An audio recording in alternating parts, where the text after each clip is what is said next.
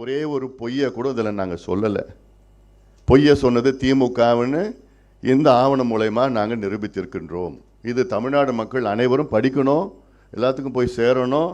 இதுக்கெல்லாம் வெப்சைட்டில் எல்லாத்தையும் நாங்கள் போய் பண்ண போகிறோம். நம்ம சம்மந்தமாக ஒரு பாட்டு கூட ரெடி பண்ணியிருக்கிறோம். அது இப்போ இல்லை, அடுத்தது. அதனால் இது எங்களுடைய நோக்கம் என்ன? ஒரு பொய்யை சொல்லி, அதாவது எவ்வளோ பெரிய வாய்ப்பு தமிழக மக்கள் திமுகவுக்கு கொடுத்திருக்கிறார்கள். இந்த வாய்ப்பு மட்டுமில்லை, கடந்த 3 தேர்தலில் திமுக வெற்றி பெற்றிருக்கிறது. 2019 மக்களவை தேர்தலில் புதுவை, தமிழகம் உட்பட 40ற்கு 39 இடங்கள் மக்கள் கொடுத்தார்கள் அவர்களுக்கு. சட்டமன்ற தேர்தலில் அவர்களை ஆட்சிக்கு வர வைத்தார்கள் மக்கள், தமிழக மக்கள். அடுத்த மக்களவை தேர்தல் 2024 தேர்தலில் 40ற்கு 40. ஆக 3 தேர்தலில் திமுகவுக்கு மிகப்பெரிய வெற்றியை மக்கள் கொடுத்தார்கள். மாற்றாக திமுக மக்களுக்கு கொடுத்ததெல்லாம் ஏமாற்று தான், பொய், ஏமாற்று, பித்தலாட்டம். இது உங்களுக்காக, ஊடக நண்பர்களுக்காக ஒரு சில செய்திகளை, இந்த ஆவணத்தில் உள்ள ஒரு சில செய்திகளை இந்த பவர் பாயிண்ட் மூலமாக நான் சொல்ல கடமைப்பட்டிருக்கின்றேன். அதாவது திமுக தேர்தலுக்கு முன்பு அவர்கள் தேர்தல் அறிக்கையிலே, அவர்கள் எலெக்ஷன் மேனிஃபெஸ்டோவில் கொடுத்த வாக்குறுதிகள் 505 வாக்குறுதிகள். அதில் அவர்கள் முழுமையாக நிறைவேற்றப்பட்ட வாக்குறுதிகள் 66, அறகுறையாக நிறைவேற்றப்பட்ட வாக்குறுதிகள் 66. அதுவும் ஆக நிறைவேற்றப்படாத வாக்குறுதிகள் 373. இதில் தொடர்ந்து முதலமைச்சர் ஸ்டாலின் அவர்கள் ஏன் நேற்று முன்தினம் திமுக 98 விழுக்காடு வாக்குறுதிகளை நாங்கள் நிறைவேற்றிவிட்டோம் என்று ஒரு பொய்யை மீண்டும் மீண்டும் கோயபிள்ஸ் பிரச்சாரம் போன்று சொல்லிக் கொண்டு இருக்கின்றார்கள். 98 விழுக்காடு, ஒரு நாளில் 90ன்னு சொல்றாரு, ஒரு நாளில் 100ன்னு சொல்லிட்டாரு. எப்படிதான் 100ன்னு சொல்றாரு? ஒரு முதலமைச்சர் பேச்சு அதெல்லாம்.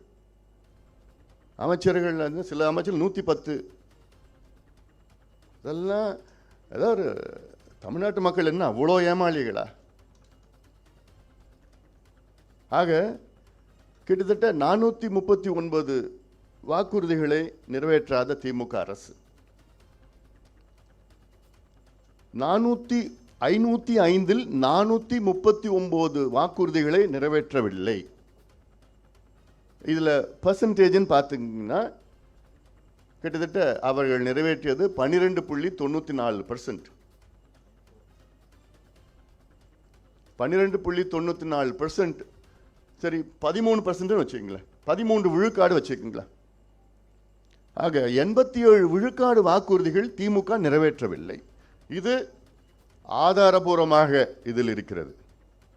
இதற்கு நாங்கள் எங்கே வேணாலும் நான் வரேன் விவாதம் செய்வதற்கு. பொது மேடையில் முதலமைச்சர் வரட்டும், அவருக்கு நேரம் இல்லைன்னா யாராவது துணையே வரட்டும், இணை வரட்டும், வேறு அந்த அமைச்சர்கள் வரட்டும், அதிகாரிகள் வரட்டும், கட்சிக்காரங்க யாரோன்னா வாங்க, நான் வரேன். நான் நீங்கள் நிறைவேற்றாத வாக்குறுதிகளை பற்றி விவாதம் செய்வதற்கு நான் தயாராக இருக்கிறேன். எந்த மேடைக்கு வேணால் நான் வரேன். நான் ஆக வெறும் 13 விழுக்காடு வாக்குறுதிகளை நிறைவேற்றிய திமுக இன்னைக்கு மக்களை ஏமாற்றி, முதலமைச்சர் அவர்கள் 98 விழுக்காடு நாங்கள் நிறைவேற்றி விட்டோம், 97ன்னு ஒரு நாள் சொல்றாரு, 98ன்னு ஒரு நாள் சொல்றாரு, 90ன்னு ஒரு நாள் சொல்றாரு. ஏன்னா அவருக்கு தெரியாது, அது பொய்.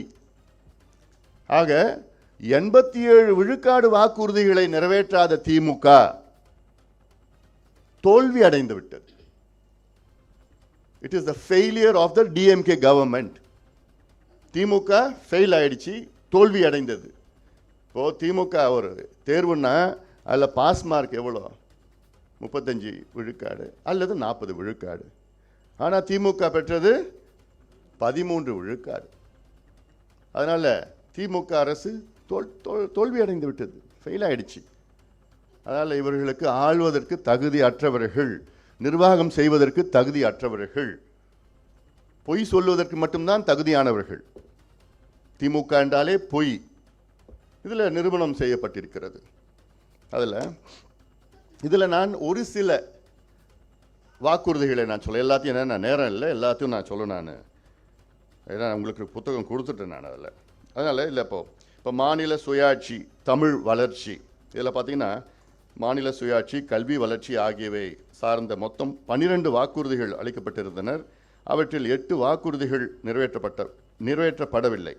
12ல் 8 நிறைவேற்றப்படவில்லை. 3 வாக்குறுதிகள் அறகுறையாக நிறைவேற்றப்பட்டிருக்கிறது.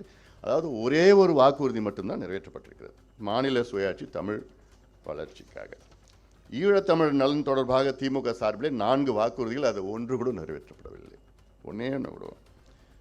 நிர்வாக சீர்திருத்தம் மற்றும் சேவை உரிமை சட்டம் இல்லை. அதில் நிர்வாக சீர்திருத்தம் தொடர்பாக மொத்தம் 9 வாக்குறுதிகள் அளிக்கப்பட்டிருந்தனர். அவற்றில் 8 வாக்குறுதிகள் நிறைவேற்றப்படவில்லை. ஒரே ஒரு வாக்குறுதி அறகுறையாக.